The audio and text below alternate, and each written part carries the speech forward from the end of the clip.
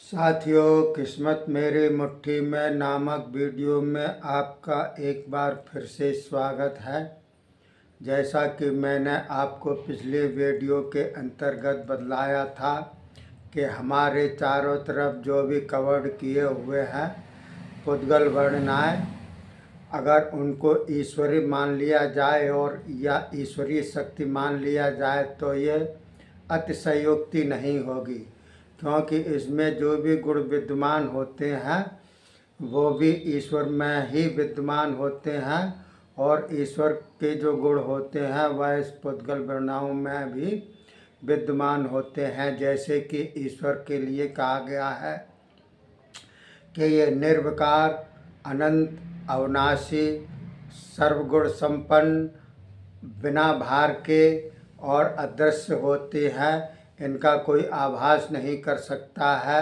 अनंत, अविनाशी हैं तो ये भी इसी में ही पाए जाते हैं और भी जो भी गुण ईश्वर में हैं वो इसी में भी पाए जाते हैं, तो ये अतिशयोक्ति नहीं होगी।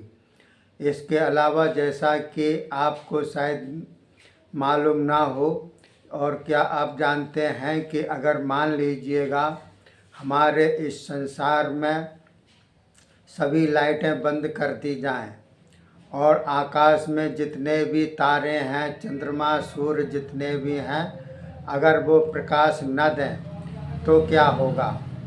तो होगा ये, इतना अंधकार छा जाएगा कि हाथ को हाथ नहीं दिखलाई देगा, घबराहट पैदा हो जाएगी।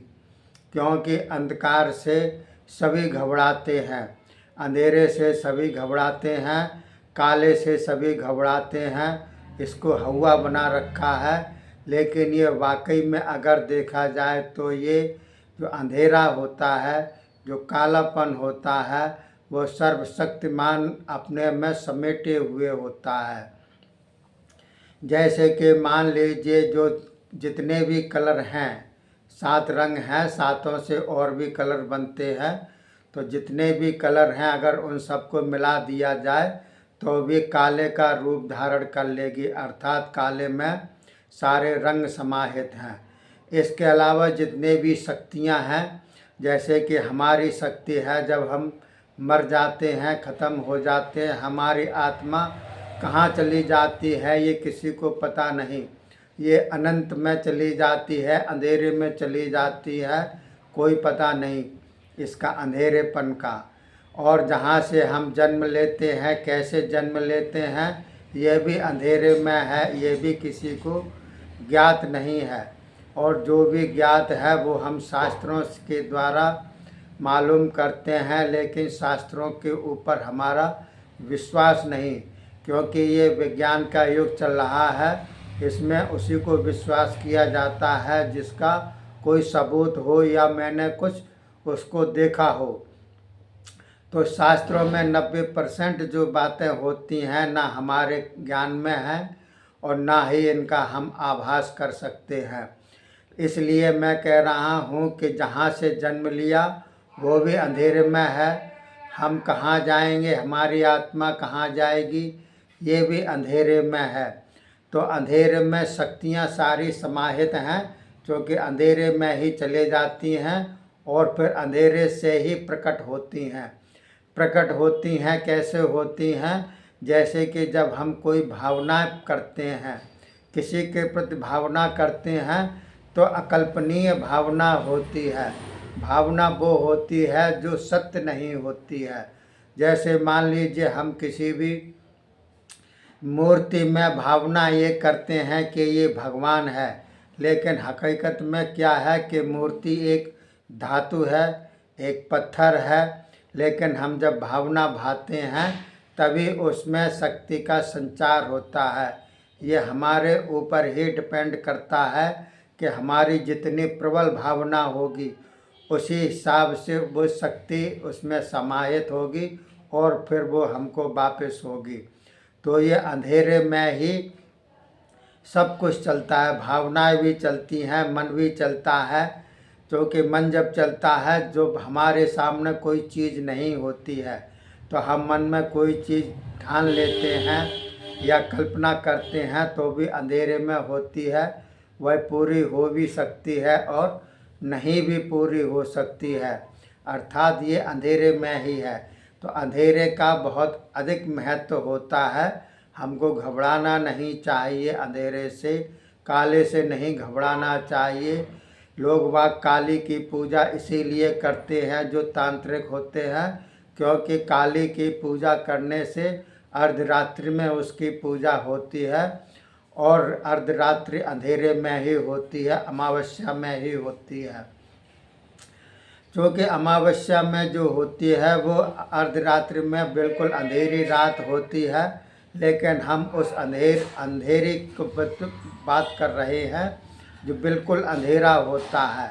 अगर जो हमारी अमावस्या की रात होती है उसमें तारे तो निकलते ही हैं, चंद्रमा ना भी निकले लेकिन तारों की रोशनी भी हमारे पृथ्वी पर आती है, तो उससे थोड़ा बहुत ही उजाला होता है, पूरा अंधेरा नहीं होता है। पूरा अंधेरा अगर आप कल्पना करेंगे तभी हो सकता है, क्योंकि अकल्पनीय है। अंधेरा कभी हुआ नहीं है, क्योंकि तारों की भी अपनी रोशनी है। अगर सूर्य चांद भी ना हो आकाश में तो कुछ न कुछ तारों की अपनी खुद की रोशनी पृथ्वी पर आती है, टकराती है। उसमें समय ज़्यादा लगता है, क्योंकि तारे सूर्य और चंद्रमा से करोड़ों दूरी पर हैं, इसलिए जो है आती ज़रूर है इसकी रोशनी। तो हम उस रोशनी की बात कर रहे हैं जो अकल्पनीय है। तो अंधेरे से कभी घबराना नहीं चाहिए। अगर हम आँख बंद करते हैं अंधेरे में तो जैसा अंधेरा होता है वैसा ही ये अंधेरा हो जाता है। जब कोई डॉक्टर हमको बेहोश करता है तो पता ही नहीं चलता है हम कहाँ पर हैं।